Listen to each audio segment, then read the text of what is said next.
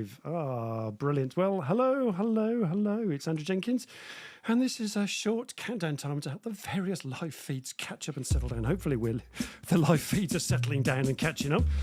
And we're doing a breakfast show format this morning, folks, and we're hanging out with a tremendous lineup. We've got CEO Rebecca Jenkins, we've got Rev Andy Gray, and we've got virtual FD Ciaran O'Donnell.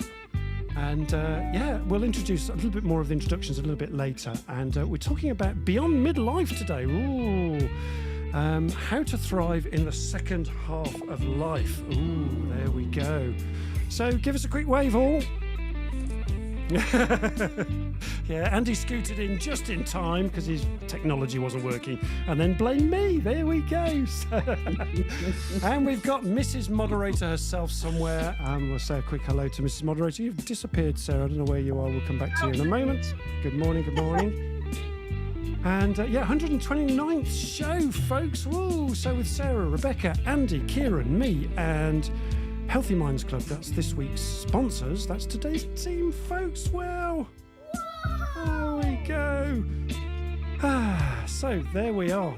And the feed is working this morning. Good morning, whoever you are. Please let us know who you are listening in. That'll be great. We're just trying to wait for the feed to come up. Still waiting for my feed to come up. Sarah's yours come up? Oh, here he is. There we go. And there's our sponsorship. Brilliant. We're on.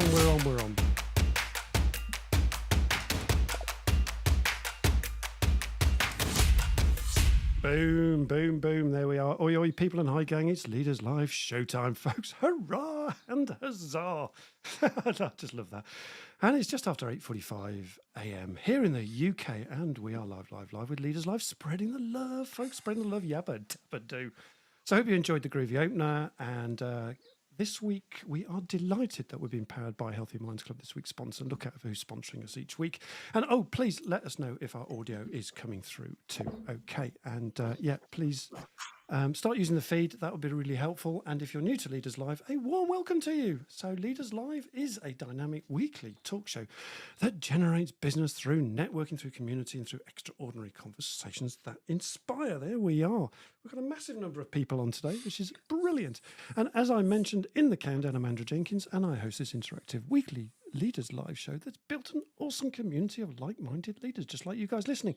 So please don't be shy. We'd love you to introduce yourself, join in with the feed, tap away on the feed in LinkedIn, use the comments and chat as we're going along. Ask questions as well as we're going along. That's our usual format. It's an interactive show, so we only have 3 very simple rules, which is a safe community, mutual respect, and no selling in the room, please. And our motto is I to the power of we. So there we are. Oh, I think we can have a look. Oh, there we are. And a really easy way that you can show your support to this free show and the effort that we put into producing this is you can use the little link called buymeacoffee.com/Leaders Live. Buy me 5 and you get a free half-hour coaching session, folks. And Sarah will put the link in the feed in a moment and you get a shout out to it. It looks a little bit like this, which is great. Hopefully it'll work. Ta-da! There you go, and we get your name in lights as well. So there we are. What's not to like about that? All proceeds go to the show, by the way, folks. And and by the way, it's my birthday as well today, folks. 26 again today. There we are. Or is that the other way around? I can never remember. Anyway, smash those likes and thumbs up too, which means I just need to pop that up. There we go. Smash those likes as well, please. That keeps us motivated. And phew, put it all together. What do you got? Bibbidi bobbidi boo. There you go. And you'll be singing that song all day. Let's bring in our lineup of fantastic people this morning. Da-da-da-da-da-da. There we go. Hey. What a lineup. So we've got CEO of RGen, leadership specialist, delivering 7-figure revenue leaps, Rebecca Jenkins. Hi, Rebecca. Hi, happy birthday, Andrew. Thank you very much. And getting CEOs of fast growth, million-plus startups, and to get their finances at the tip-top form, we've got virtual FD, own your numbers, Ciaran O'Donnell. How you doing, Ciaran? Good morning, Andrew, and happy birthday. Thank you. Good morning. And we've got Rev Andy Gray. We've got a Rev in the room, director of One Grey Dot, live illustrator to think differently and see clearly to connect the dots, folks. How you doing, Rev? Morning. Morning. I'm not going to wish you a happy birthday. I'm just going to do it. I'm going to be different. Yeah. Grrr, technology. Grrr. Andy's got a grump on this morning, so we've got to cheer Andy up this morning. Yes. he couldn't get the tech working this morning, but there we are. I blame him completely, but there we are. I would. So we're tackling an interesting subject that we're never frightened of the big subjects here, and beyond midlife we're looking at today. And interesting topic. And that midlife, is that changing? Where is midlife? And how do we thrive in that second half of life, wherever that means to you? And so, as I said, we're going to tackle that today. And just before we kind of get going this morning, I just want to set the context for us, because I think this is going to be quite handy, because it's quite a big subject, this. So. And in the second half of life, let me just bring up this context slide here. This is just to kick us off and give us some context. I love a bit of context to start things off with. So here we go. So in the second half of life, many individuals often experience a shift in priorities and values, leading to greater emphasis on finding cohesion, making a difference, and contributing to the world better through their work. And this is probably a good description of why I've just said that. And let me just go through this. This is a kind of evolution of our human consciousness model, if you like. And it's a kind of inverted bow tie thingy. And the first three are our basic needs, which create a functional human being. And then beyond that, beyond this transformation point, we've got this thing called our growth needs. And it's quite an interesting journey that we all go through. And I'll hook this onto midlife in a moment, but this is a journey that we all go through, regardless of our age. Where we start off as, newly borns in this world, and our priority at that point, the values that we learn at that moment, are around survival. And then when we go to school and we hit the playground, we learn all the rules about relationships. Who are the good guys, the bad guys, the bullies, the people to get on with, the difficult people, all those things. We kind of learn how to get on with people or not, as the case may be.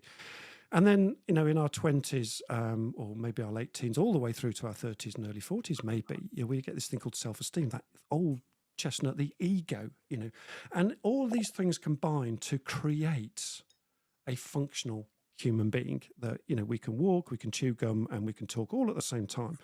And interestingly, that if you like, can also predict that point of midlife, maybe where, we get to that functional stage of humanity, of evolution.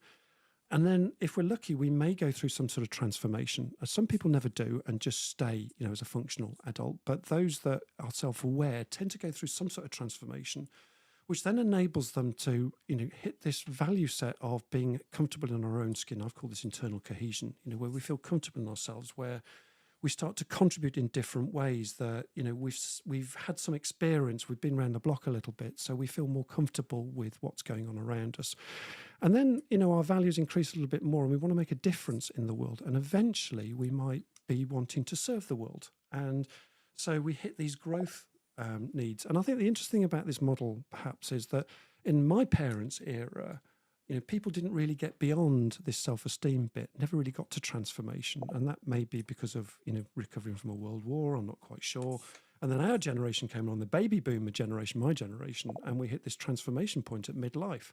And I'm wondering whether the challenge is that transformation point is maybe getting younger and younger, or older and older, I'm not quite sure, or we're going to debate that today, where is that midpoint? But, the key thing is that even if we get to this point earlier, this transformation point earlier, there's still this thing about the midlife point and what that means to us. So that's what we're debating today. So I hope that's enough context for you. So let me just bring in our Mrs. Moderator. How are you doing, Sarah? Good morning, good morning. I was just trying to work out why some of my feed isn't working properly. It's not just you, Andy, with the tech problems. Mine's, playing up. Is there a delay in the feed this morning? I think some people do anything they can to get people to wish them a happy birthday, personally. Brilliant.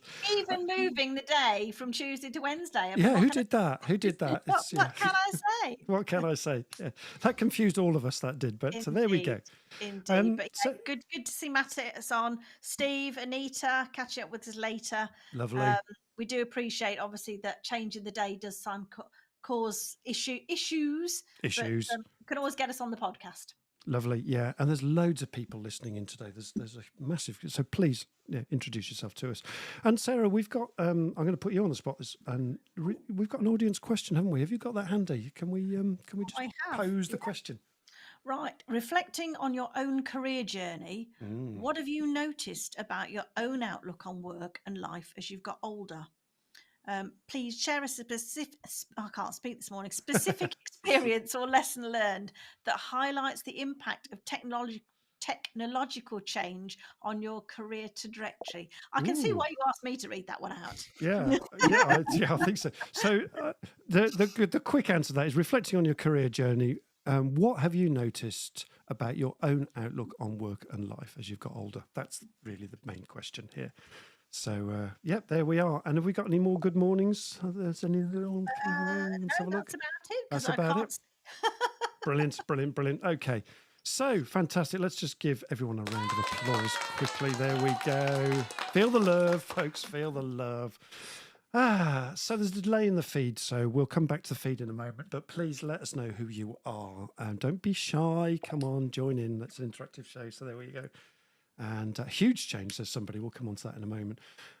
So look, let's kick off with our first question, and that goes to Ciaran. To Andy, actually. Andy, Rev. Kick us off, Andy. What in essence do you think changes, Andy? As we continue to grow and develop from our sort of first half careers into our middle years and beyond. Take it away for us, Andy. Right. Okay. So broad brushstrokes.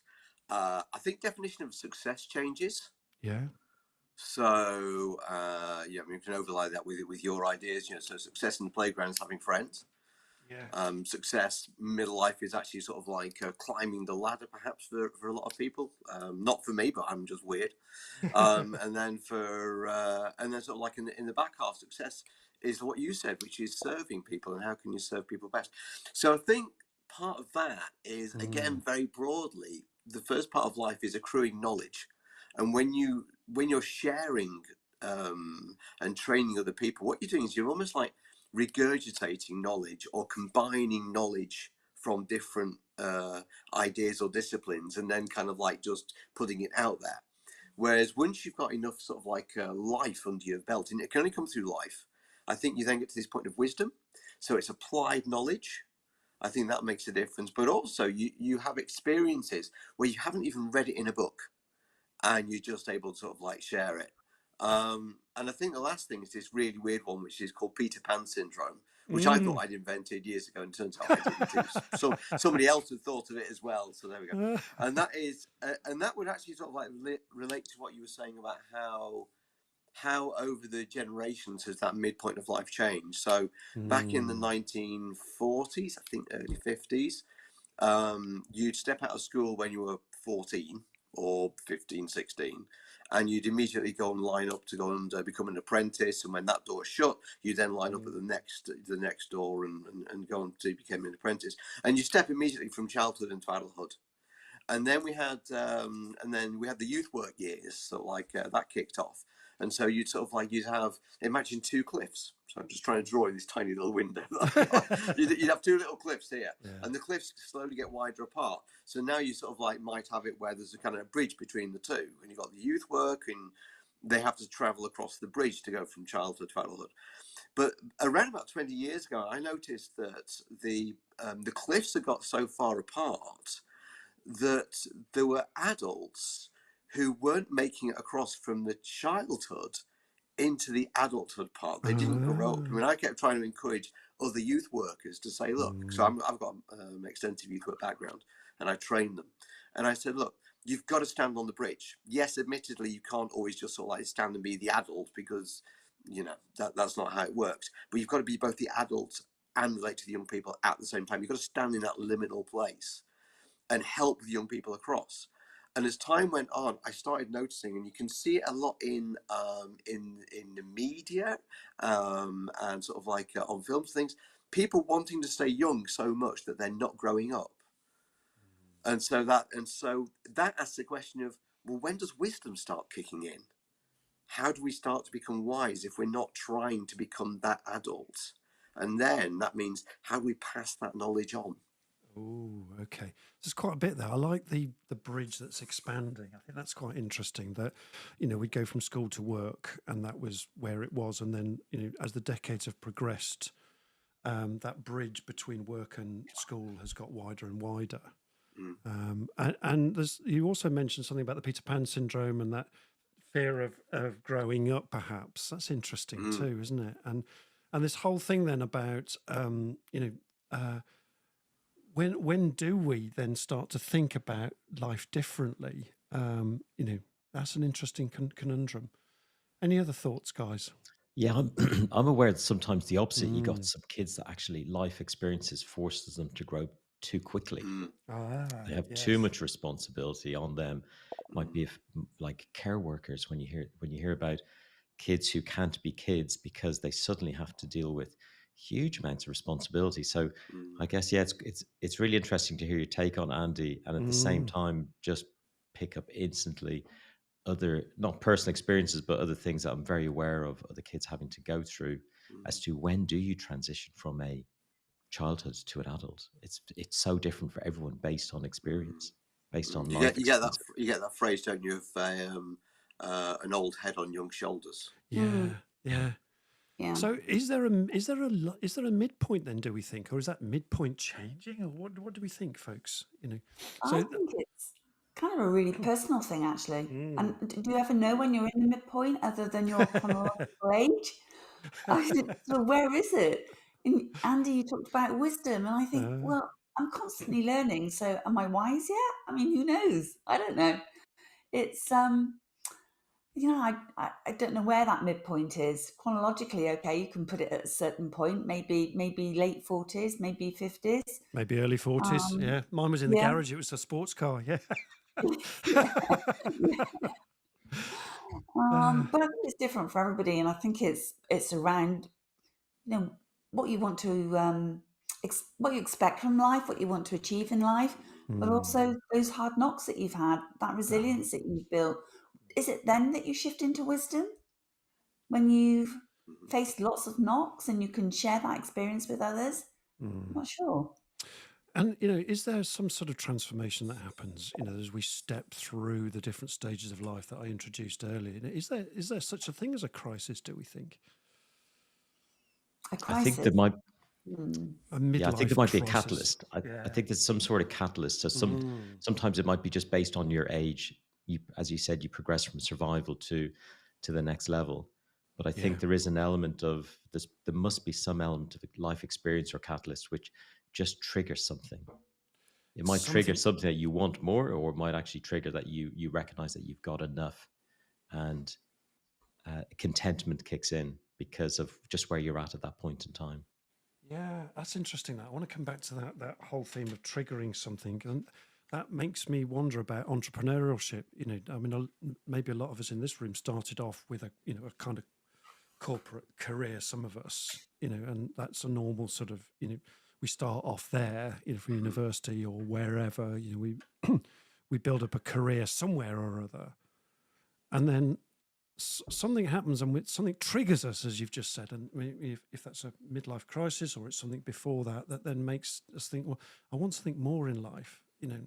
And maybe at that point we then transition into or transform into some sort of entrepreneurship thing.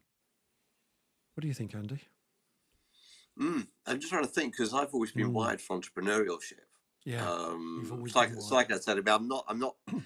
It's really weird. I don't think I'm driven or ambitious. And I've been reflecting on that quite a lot since you kicked it off last week when we started talking about it. But at the same time, I'm known for the person who says, "I just had a great idea," and then kind of like trying to work out how to make it happen, just because it's darn good fun. And you probably look at that as being sort of like entrepreneurial, because it's often a new thing and often about 3 to 5 years ahead of what other people have thought. And not everything's come off, but it's just fun to be able to do it. So yeah, I think there's something about I like having fun. I like you having fun. I don't like being sort of like serious. I've just started bouldering of all things, indoor climbing. It's like, you're a nutter. You climb up 3 meters and then jump off, or leap for these stupid holds. You haven't got a hope in hell of be able to grab. Tom Cruise eat your heart out, eh? Oh, dead right, yeah. But it's fun. It's like adrenaline push, And there's something about fun there. And Rebecca, we were talking about being driven and achievement. And do you think that changes? Do you think that changes to fun? I don't know. For me, only for me, it's still very driven. And we had this conversation about Andy not being driven, and I feel very driven. Yeah, I feel do. there's I think the word driven has so many people can take it the wrong way. Yeah. But it means you'll do anything at any cost, and it's definitely not that. It's being driven from a wanting to do purposeful things, wanting to make a difference. That's where the drive is, to help others, to help them to make a difference. That's my drive. I think it always has been, but I get to a point where it's now more important than other things to give back more. To give back. There's something strong inside me. It's like you're wanting to have a lot of adventure for you, Andy. Yeah. It's drive for me. I think it's just different things for each other. And I've been reflecting on that as well, thinking, why do I have this drive? But hey, it is what it is. And it is what it is. Live with it and go with it and see where it takes. Yeah, I get the drivenness thing, and I'm built very similarly to you. And I think Sarah, my wife, would say I'm a very driven person as well. But it subtly changes, doesn't it? I think what you've picked on there, that rather than being driven for your own self, bigger car, bigger watch, bigger whatever, which is the kind of material stuff, it changes to something else maybe, that we start thinking about the impact that what we have as a skill can help other people. And it's about then helping others and making a difference and serving the world differently.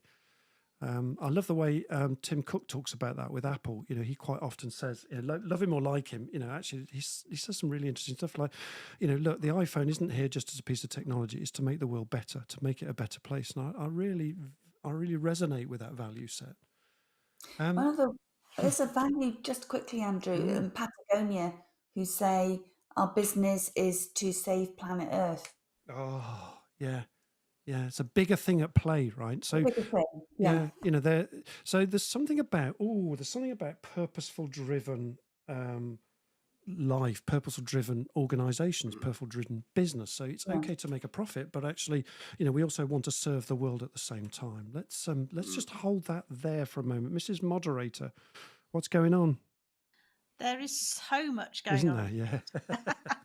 Yeah. Apologies for my pronunciation on this person's name, but Severine Toussaint is talking about, in answer to the question, huge change on relations with others. Oh, and yes. on the impact they want to have on society. And that's a point that we've already picked up on, haven't we? This whole change to society. So thank you for that comment. I think that's really interesting. Yeah, he's spotting a huge change there and as Rebecca has said, the change from being self-absorbed to thinking about using your drivenness to serve in a different way and impact on society, help other people, relationships, things like that. They're recognizing that other people have a part to play here, maybe.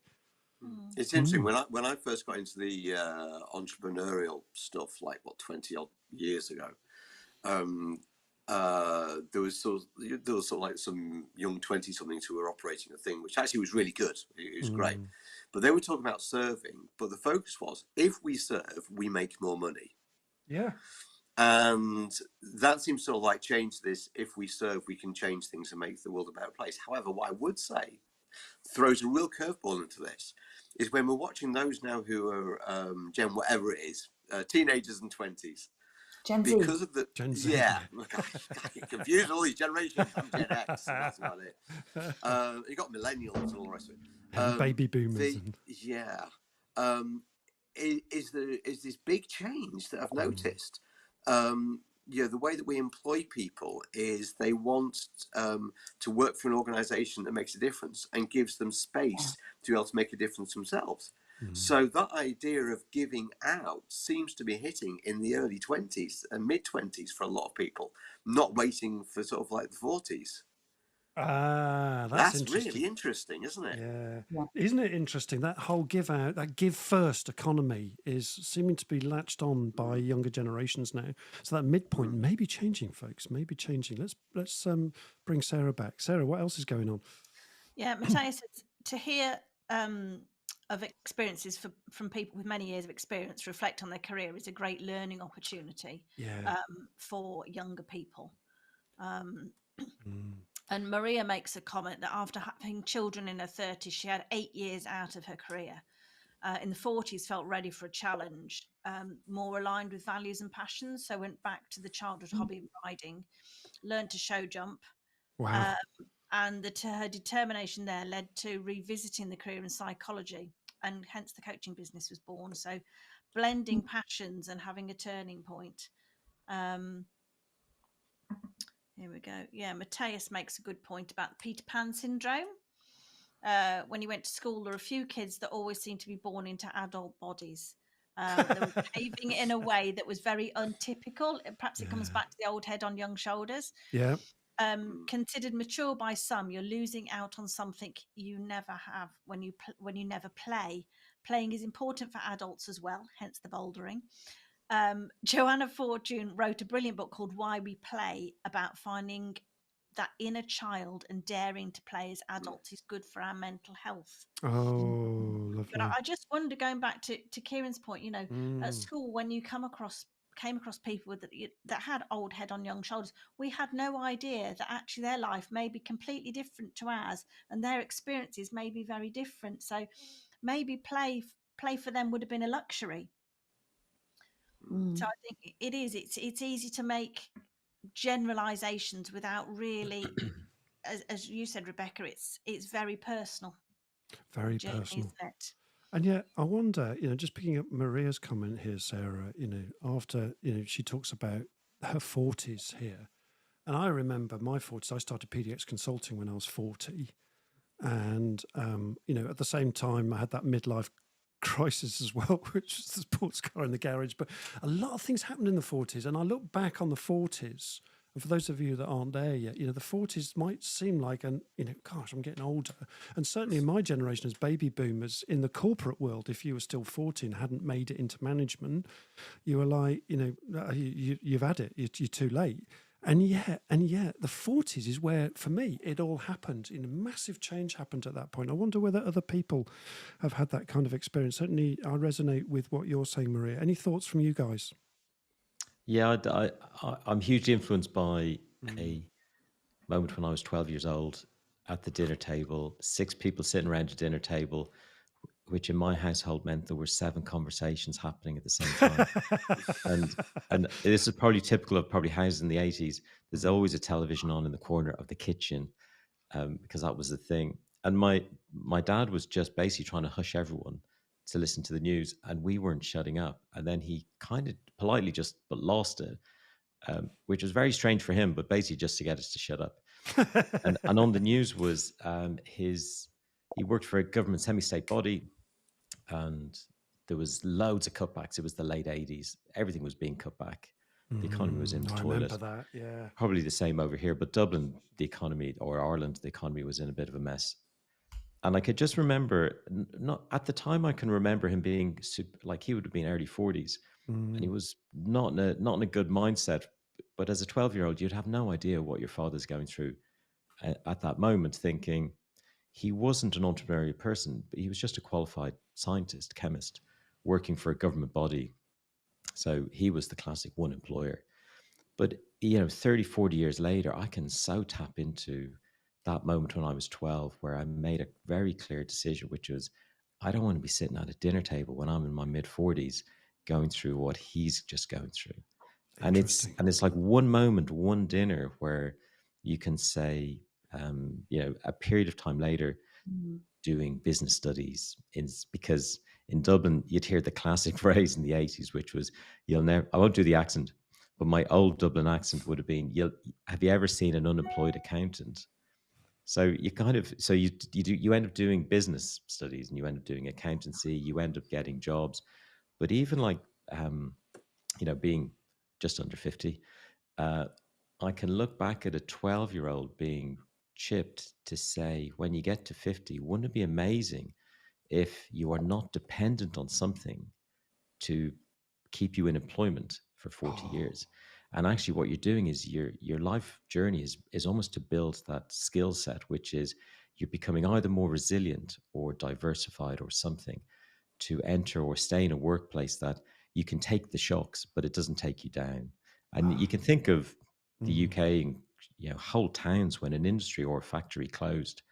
I mean, you could instantly feel the impact on not just the people who leave the factory without a job, but actually the whole town who depends on the economy. That the economy or individuals or a family unit or something can take the opportunity to become just more resilient, because shocks will happen in life. You can't stop some of these forces happening, especially in employment. The economy, I mean, credit crunch feels now like 16 years ago. It's like a 1970s oil crisis to our parents. It's like, but it seems so far ago, but we've had 16 years of chopping and changing. And actually the life, maybe the midpoint in life is actually you're content, not just with what you've got, but actually you're as an individual able to take shocks to the system just through some sort of resilient mechanism, which goes, like Rebecca said, it's okay. It's not ideal. It's not a particularly good day or moment or fond memory, but you can get through it. It's fine.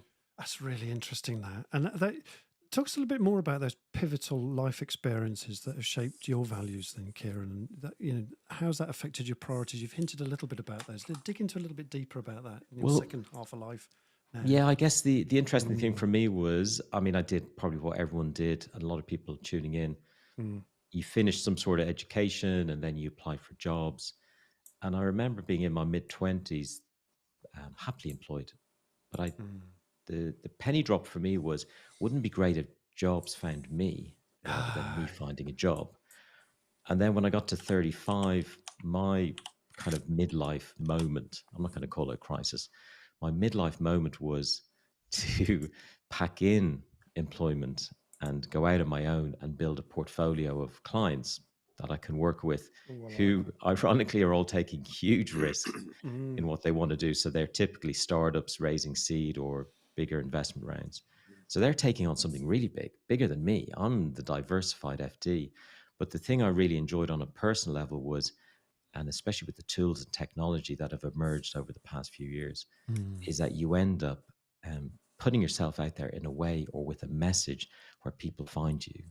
So it was almost like this 12-year-old sitting at a dinner table wasn't just going to try and find a job that was economically safe for 40 years. It was actually to find a mindset or a portfolio or something which actually is even more resilient. But the funny thing, again, back to some of the things that you've all said, is you end up picking and choosing people that you can actually, or you are a great fit for. You don't just work with everybody. It's not just about being busy and charging people and don't care about the impact. You actually really care about who these people are, what they're about. I'm not the right fit for everybody. Fit is a huge part of this kind of chemistry that I can't explain, but I will know and understand a set of circumstances where I think I'm a good fit for somebody. And then there's other people where I'll go, I'm definitely not the right fit for you. And it's not personal. It's never personal. It's just actually true experience of doing it for 15 years and building up a bit more wisdom of not gut feel or intuition, but it's a bit of these elements of play just help you decide on who are you a good fit for. Who you're good fit for. I love the way you've mentioned that, Ciaran. You talked about choices there. That you're either in control or that you've got some choice. And you talked about expanding your mindset. You talked about producing a portfolio. And in some ways, you're looking for some freedom for yourself, that you've got the choices, that work will find you because of the mindset that you have, rather than being employed and being told what to do. But that comes at a cost, right? Because you've got to find your clients, you've got to fit with them. It's really interesting what you've said. But Andrew, the nice thing is they find me. They find you, yeah. Yeah, exactly. Right, and there's without the sounding difference. like an arse here. Yeah. But the reality is we live in a great place that this chemistry is based on, we've talked about know, like, and trust before, but these are just life skills that we didn't learn. Absolutely. And people no one taught us this stuff. Right, but we made that conscious choice, and I'm wondering, just opening that up to you guys. Rebecca, what do you think to that?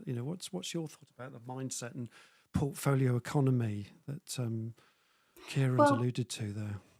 being driven has got me into trouble Yeah. in the past. When I was younger, being so ambitious to secure new accounts and grow my previous business, that I took on clients that weren't a good fit because I never considered things such as their purpose, their values, and their culture. And it was in taking on clients that weren't a good fit, finding how disastrous it was, losing money over it, that I really began to realize, my goodness, it's so important to have that fit factor and to understand the culture and the values of the organizations that you're working with and making sure they're aligned. And that now is my key driver. It's got to work with businesses where we have that alignment, where we've got this agreement how we'll work together. When we face challenges, we'll work together and we'll get through them together. So that's a big learning for me from being so driven to take on, that looks great, we'll take on that opportunity, but not seriously thinking through, are they a good fit for us? Are they a good fit for us? Yeah. And they weren't, and we lost money and it never worked out. So that's a big important factor. And I think when you have experienced that and you've been through those challenges and you've had to get through them, you then have this inner confidence that says, but those great companies that we are aligned with, that I do want to work with, they're out there. Just be confident about it. Just know that you can get through those challenges and find the right organizations, the right companies to work with, the ones that have a purpose in life, because that resonates with what's important to me. I like that. And you started to tease open something here, Rebecca, the impact on something beyond you, a leadership team that's wanting to do something great in the world, have an impact in the world. And it triggered a thought in me about community. Are we building communities here? And I just wonder what your thoughts were. And I'll come to Andy as well, what his thoughts are on community building, in our second half of life here. I think for me, it's very much about sharing your knowledge. And I think, Andy, you've touched on this, haven't you? It's more about sharing what we've learned, sharing our experiences. And the other weekend, I was at an event where we've all heard of John Maxwell, the leader. He's written over 90 books on leadership. Phenomenal event. And he said, we have a responsibility to help others. And I kind of agree with that. I feel we do. If people want the help, great. If they don't, that's understandable. But I think you get to a place when you think, yeah, I do have a responsibility to do that. I've gone through all these challenges to share them and to help others. But community, yeah, maybe it's through community that you're sharing that knowledge. Great community on LinkedIn, sharing what we've learned. And that whole emphasis then on leadership as well. And, part of the leadership isn't just about leading, an organization. It's about leading an idea, leading a community, leading a value, and leadership has so much more to it, doesn't it? It's a mindset thing as well, isn't it? I'm wondering. It is. And it's what you feel responsible for. Yeah. I mean, you've got a responsibility with the show, Andrew, haven't you? Every week you have responsibility here. Totally. And, we give back with this show. And it's a great example, actually, of community building. We don't charge for this show. It's a free show. We put it together. There's a lot that we put into making this work because I believe in it, and I believe it's right to do that. And it's a profound thing, where some people might sort of say to me, well, what's the point in it? If it's not making money, what's the point in it? There's something bigger than money that's going on here, and I think that's the key thing. Let's bring in Andy. Andy, what are your thoughts? Yeah, this is a curveball because it wasn't on the running order. It's question 3, mate. Yeah. Are we on question 3? Yeah. Oh, so we are. No, it's funny enough. I was actually preaching on this on Sunday. Get me. I do interesting sermons. Even my son listens. Now that's a challenge. Yeah, it is. He just stops and listens. It's like creepy. But the idea of belonging. I think is massive, and it's no good to say to somebody. I mean, I've drawn a little. Maybe I'll put it on the something later. a little cartoon of an alien and being spoken to by sort of like somebody who's much taller than just human. Yeah. And turns to the alien and says, "But of course you're included, and of course you belong." You can't tell somebody that they belong. They have to experience and feel that they belong. So being a community leader, the question is whose responsibility is it to make sure people belong to that community? It's not the person, it's not the guest, if you like, it's not their responsibility. I think it's the responsibility of the host. And in which case, as we go into this second part of life, I think we start to recognize that. In the first part of life, it's like, well, if you don't make an effort, what problem is it as ours? But in the second part of life, it's like, well, actually, no, I want to include you. And it's not about including you to benefit me. It's including you in this community to benefit you. For something bigger like sustainability or some social justice or contributing to the world in a better way, even if producing something like an iPhone, that's still making the world better, right? Technology is making the world better. Well, that's right. And as a community as well, the other thing is, I was reflecting as Rebecca was talking, the community, I think, is something about discovering shared purpose. So you can't say, I've got this purpose, and therefore I'm going to build a community around me to achieve that purpose. You can have a broad frame, if you like, a picture frame, but then community is about discovering it together. And the role of leader in that, I think, is to facilitate the rest of the community discovering that purpose together. Right. And what sort of people think? And there's that transformation point again, isn't it? Coming back to that transformation point, let me just bring it up again here. That this is the important piece here. That to do that, Andy, we've got to be, somewhere above, 4 or above, right? Where we're doing some sort of transformation there, because we need the bigger skills here to be able to share that responsibility, share that purpose, have a responsibility to helping others, as Rebecca has said, and that happens in this other part of the triangle up here, perhaps. I think someone said earlier, it might have been Anita, that is this like Maslow's hierarchy of needs, that self-actualization piece? Absolutely it is, and it's at that point past the midpoint that we deserve the right to do that. Something happens to us, we make a transformation regardless of what age that is, and maybe that's becoming younger, that transformation point. It'd be interesting to see what the audience think of this as well. Let me just bring in Mrs. Moderator again. Sarah. Yeah, loads going on. Severine's comment made me think about something. It said, consciousness comes with hard moments of life, accident, illness, death of relatives. Oh, yeah. As we have kids later, at 20, we can have older parents with hard moments, while before 20, we had 40-year-old parents. And it made all the conversations kind of made me, just the word resilience comes to mind, that the more experience we have, the more we can help other people become resilient. Yeah. And I think I'm going to be controversial here and probably not very PC, but I think as a woman, the vast majority of caring, be it children, elderly parents, generally tends to, as I say, this is a generalization, so please don't berate me in the comments, but I think generally the burden falls on the female. So by the time you hit 40s, maybe, you might be coming out the other side of very young children. You've obviously become very resilient at that point. And I think it brings a whole different mindset to what you want to do. Yeah, that whole experience piece and going through difficulty as well, Sarah, by the sounds of it, tests us perhaps. Yeah, and I think, the more we go through, I think the Instagram age has got a lot to answer for, because it only ever shows the pretty pictures. The supposed highlights, which might not be a highlight, but they're staged to look like a highlight.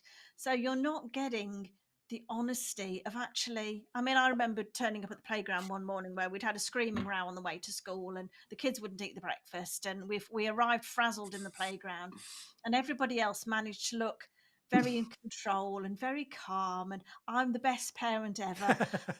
and they're like, how's your morning? And I went, don't even go there. And then started to say what had happened, and they went, oh, me too. And actually, it's so good to have a real conversation. I think we're not necessarily doing people a service by pretending everything's fine all the time. That's really interesting. Yeah, don't have your Sunday head on, as it were, your Sunday church head Can, on. Yeah. can I jump in with a couple of thoughts on? 'Cause I've heard Andy. so these two things are related. Mm. So one of them is I've heard the word resilient used quite a few times this morning, and I think it's interesting because resilient automatically makes people think resist, and it's not the same thing. Resilient is not about being tough or having a shell or an armor. It's about more boinginess that you find in elastic bands. Boinginess, I love that. Yes, There's another expression. or springs. As we're getting towards Springiness. spring, maybe it could be connected to people. As you see the buds coming on the trees now, think about spring and think about a normal spring. A spring has an elastic maximum it can get to, and it'll go back. A breaking point. And it's got the breaking point and that kind of thing. And resilience, I mean, there's a bit of ancient wisdom, which is a bruised reed will not break. And I think that what we're doing, there's a problem which I see even in schools when they're teaching resilience. It's almost like, well, just suck it up. It's almost like northern. It's very northern to be. Put your big coat on. You'll be all right. But you'll be fine. Come on now, come on. It's not that bad, is it? After all, and it's and the problem is that that's not what resilience means. Resilience to me is about actually saying, that really hurt. Now, what can I do to come back? But bounce back. But bounce back, but not to put on something tougher, but maybe to become more vulnerable because you've gone through that. So that's part of it. And then the other thing, which actually is a bit of becoming a bit of an obsession of mine at the moment, because of some work I've been doing a lot with Ian Price, also a guest on the show, which is in psychological safety. Yeah. And all the work around that. So we're not getting into it now because it's another subject entirely. I think you did it last week or the week before or somewhere. We did, yeah. And that whole thing about what you missed was just saying about doing the whole thing about being able to know that you don't need to wear that cover and pretense. You can be real with people. Okay, so there's a strength in vulnerability there, Andy, and I like the way you've set that up, actually. And that brings me to this point about is there something more? I'm just this sense of spiritual fulfillment as we evolve and mature. How does that influence our second half of life, then, Andy? I think there's more. There's not necessarily more physical time to smell the roses. Right. But you kind of like when the moments present themselves, you have more time to smell the roses.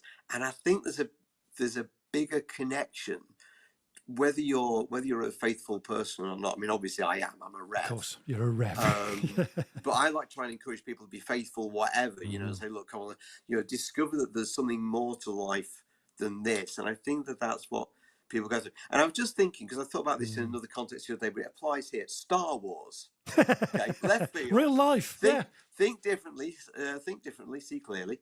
And Star Wars. So what you got is in the proper one, episode 4, the real one, which was the real one that we all remember from 1978, which I went with. It was the first film I ever saw. I'm proud of that. And you had Darth Vader sort of like when they were sort of like talking, and they were being very proud about their new Death Star. And it's like, look at our Death Star. I'll be powerful. We're the most powerful people ever in the whole universe and everything.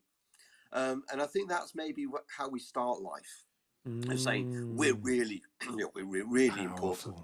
And then you've got Vader, who I won't try and do his voice, but and he says, just remember the Force, and says, "Oh, you're old, you're antiquated." He says, "I find your lack of faith disturbing." I'm liking the Alec Guinness impression, by the way. We're not got there yet. Wait for the Alec Guinness. and he does this chokehold thing, and so the middle part of life seems to be about defending the bigger values, but defending them for the sake of defending the values. And then you get to the Alec Guinness bit, which is when he's so you got, I find your lack of faith disturbing. So he wants to defend his faith, and then you've got Alec Guinness when sort of like when it's Tatooine gets blown up, and and Alec Guinness sort of he rocks and goes, "I felt a great disturbance in the Force." See, that's the Alec Guinness bit. Very nice. And so what he's doing is he's sensed. He says, as if a million souls just screamed out in pain. And I think that's the difference, is now you're saying, well, I'm connected to something bigger. Yeah. I'm not bothered about trying to protect the system or what I believe in or anything. I'm more about saying, how can I help others, no matter what they believe in and no matter who they are? And I think there's something in that. Isn't there? I love that. Defending the bigger values, Andy. I love that. Rebecca, what do you think? I resonate with that really deeply. I think, for me, I think your values are set at quite a young age. But then things happen when you're climbing the ladder or whatever it might be. They're not at the forefront. And then I think for me, that transition point is when the values matter to you the most, and they're amplified, and they're just, you've got to align to them. It's like a force saying, got to align to the values. I want to bring these values into the world. And I think what you say, Andy, makes so much sense. It's that is a transition for me. They've always been there, but now they're bigger, they're more important, and they are part of what drives me. Yeah, and maybe those re-emerge through the big knocks that we take and the things that happen to us, our life experience. And that returning to our authentic self is a really big theme, actually. And funny enough, I wrote about that in my book, You Are More Than You Think, the return to your authentic self, because, my belief is that actually we've all, we're born with this authenticity. And it just takes the first half of life to really understand what that means in us. And then we get a few knocks and bruises along the way. And then that midlife point happens. And then we defend what we think is, the bigger value for those of us that do that, and maybe that's it. As Andy said, it's defending the bigger picture here, the thing that really matters. And maybe we can only get to that point, after a certain amount of maturity. Well, I was going to say, if I could come in, Ciaran, we all transact in what we do in our day jobs, and loads of people listening and watching will also transact in some way in their day jobs. I think there's an element maybe when you get to midlife, you're selling less. Yeah. You're not really selling yourself. You don't have to sell, do you? No, it's like you're easier to figure out. Your values are more clear. You can figure out someone else's values a lot quicker. You still have to learn and build a relationship, of course, but these transactions that are happening, it's not you pitching as much as you were pitching in your 20s and 30s. Please pick me, please pick me, please pick me. That you will walk into a room almost or be on a call with somebody saying, I'm here because I think I'm a better fit because of that experience. But also there's people, further, I don't want to say older, but like further progressed through that through life, that I'm still learning from, who you can sense that you would like to work with them or transact or learn from them, but they're not pitching to you. They just have something to say or something to give, and you're ready. Because there's a classic phrase that my father's aunt has always used, is when the pupil is ready, the teacher will appear. Will come. Yeah, I love that. And I think there's an element of that I've been shaped, and I think I shaped some people's lives based on their listening because of where they're at that point in time. Whatever I'm about to say has an impact. And I live that, and like it's almost like a mirror image of me listening to other people who come in with something that maybe 20 years ago would have gone straight over my head. And 20 years later, it's like stuck, and it's had a really positive influence. Could have been a throwaway comment. It wasn't like an MBA where I had to commit to 3 years to do it. It could have just been something said at the right time in the right moment that becomes, almost like a midlife defining point. Yeah, a midlife defining point, and that purposeful pitching, as you've called it, that comes out of our demeanor a lot more easily, doesn't it? Because we've got the experience, but we've also wanting to give back as well. And people recognize that and see the wisdom that you bring, Ciaran and Rebecca and Andy, myself, that people then come to us for different reasons. Can you help me with this? Because something you said some time ago really resonated with me. Yeah, that's it. Interesting, isn't it? Wow. I mean, we could go on for ages. Can I ask a question? Yeah. Can I ask a question? Course you can. About well, people in the feed, but also you other two. When I'm working with people now doing my graphic recording or my illustration work or whatever, I'm actually more interested in how I can help them as a person in their life than I am in serving their actual business. I mean, I'll serve to the best of my ability and over deliver every time. That's my hallmark, if you like. But I also want to help them as people. Yeah. And so like you, and I'll discover on the way through that, I mean, especially with the people I'm involved doing book illustration for, it's almost like as I illustrate their book for them, they're getting unstuck somewhere in their life. It's really weird, isn't it? Then there's just something bigger that's going on than, well, this is the thing I do, but that's how we're connected. I'll serve you in that, but let's have a journey of life together for a short while. Yeah, so you're serving a group, but actually you're also serving one or two individuals in that group that resonate with you and then want to come back to you for whatever reason. You end up mentoring them, as Ciaran highlighted. Very interesting. Sarah, what else is going on? We're coming to the end point very quickly, but just a lot of appreciation really for all the stuff that's been covered today. We love the word bonginess. Definitely. Bonginess, yeah, we like that. Yeah, we like that. Yeah, just there's actually a lot of appreciation for Rebecca for your posts on LinkedIn, for what they bring, and I think for for what we do in general, that it is bringing people together with giving those words of experience. And as you say, Ciaran, some will land, some will not land, but yeah, so lots to think about. But we're not bothered, are we? That's a thought. When those words don't land, it doesn't bother us. No. First part of life is like, no, you've got to believe in what I'm saying, because what I'm saying is really important. And second half of his life is like, that's fine.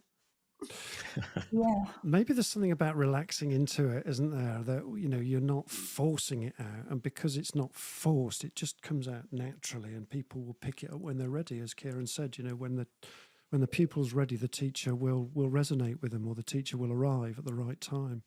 I think also it's about being, in your midlife, you're more comfortable in your own skin. It's like, there you go, self-cohesion. This is who I am. Yeah. Yes, I've got thoughts to offer. If they're helpful, great. If they're not, doesn't matter. Doesn't matter. Yeah, move on. But can you just pay the bill, though? Can you? Just Absolutely. That bit goes without saying, right? Come on. Just be careful today. I'm joking. And the bill just gets paid. How about that? Oh, brilliant. Yeah. Oh, fantastic. So look, if you're looking for a leadership, for leadership craftsmanship or craftspeopleship, as a team, then CEO of RGen, Rebecca Jenkins, is your go-to person. And if you're looking for creative inspiration as a team, then Andy Gray will help you to record your team's thought through live graphic illustrations with his connecting one dot. What is it? One dot connection. It's one dot connection. Yeah, it's you start with one grey dot and go. That's it, one grey dot. There, I just couldn't get it out of my gob. Thank you. So, and if you run an SME and you need a virtual part-time finance director to make your numbers work, so that you own your numbers, then Virtual FD Ciaran O'Donnell is your go-to person here, and it's been fantastic to have. What a lineup of these fantastic people on the feed. And thanks again for all of you for an enlightening, extraordinary conversation about that midlife point and why it's so important. And we're going to do a round two of this because there's more that's going on here. There's the whole influence of technology and change and things like that affects all of this too. So, we've just touched the surface today. Talking about serving the community and Leaders Live for a moment, Sarah, and I've got the wrong person lined up here. So it's over to you. I was just going to say, you've highlighted what the others do, and they're great in their field, and I just want to big you up as well. If you've got leadership stuff that you want doing, if you want stuff teasing out, Andrew's your man, really. If you've got things that you'd like discussed on Leaders Live, let us know, because as you know, we don't shy away from the hard topics. So just we'd like to get more people to know about Leaders Live. So if people can do that, that's great. If you have a bit of spare cash in your pocket and you think, I would love to sponsor Leaders Live, we're always very happy to talk to you. Yeah, we really would like that, because we want a sponsor just to really believe in us, don't we, and just to take us forward, and that's what we're looking for. It's not just about how will sponsoring this show build my business. It's more about actually, by sponsoring the show, what can I give back? I believe in what the guys are doing. It's great. I actually want to say, here's something towards it. That would be great. There you go. Brilliant. Thank you very much. Lovely. And I think that's pretty well it for today. Just the goose for next week. Let me just bring that on wherever it is. So next week, we're going to be talking to Tilly Davis, CEO of Marketing CX. She's a great fan of the show. She's been, she helped me set this up way back many centuries ago, 2.5 years ago. And we're going to be talking about earning the right to own a lead through lead generation and LinkedIn's #1 unshared secrets, which is going to be very interesting, very challenging, because she's thinking about LinkedIn in very different ways and how to own your leads and how to generate effectively and authentically as well. And so Tilly Davis is going to uncover that with us with a new business that she's launching as part of Marketing CX. So that's coming up next week. So fantastic. We can't wait for that. And we are now on the hour. So thank you to Rebecca. Where's our lineup again? I've lost the lineup. Where are we? Oh, come on. There it is there. Yeah, so thank you very much for everybody. Thank you, Ciaran. Thank you, Rebecca. Thank you, the Rev Andy Gray. Thanks, Mrs. Moderator, for a fantastic session today. And we're going to close out on our outro. We'll wave goodbye to you from there. Thanks very much for joining in the show. Thanks for a fantastic show. Thank you for so many people joining in on the show today and as well. Cheers for now. Bye-bye. Oh, I love this bit. Our groovy show. There you go. We'll see you all next week, folks, for another fab show. There you go. So we hope you enjoyed this show, and we hope you can apply it to your business, talking about midlife and beyond. And bye-bye for now. Cheers, everybody. Bye-bye. Thank you again.